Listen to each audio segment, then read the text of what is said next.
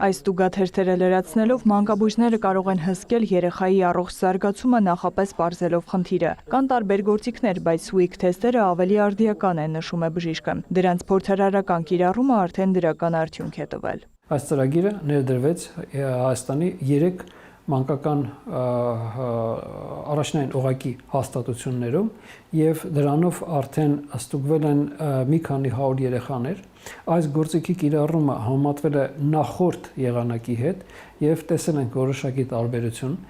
Ինքը արժանացել է թե ծնողների, թե բուժքույրերի, թե բժիշկների հավանությանը իր պարզ եղանակով։ Նախորդի համեմատ այս գործիքը լիովին համապատասխանում է թվայնացման պահանջներին, թույլ է տալիս արդյունավետ գործակցել ծնողի հետ։ Հետազոտությունը կատարվում է հարցաշարերի միջոցով։ Կազմված է զարգացման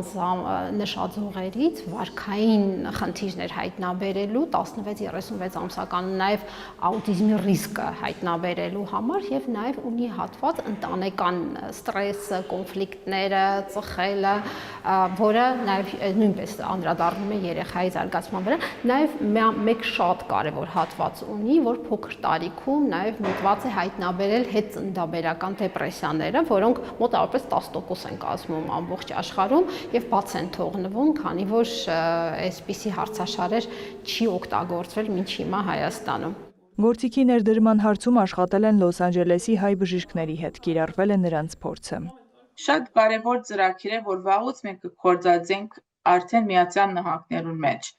Այս ծրագիրը ոչ թե միայն երեխաներու զարգացման համար կարևոր սկրինինգի գործիք է,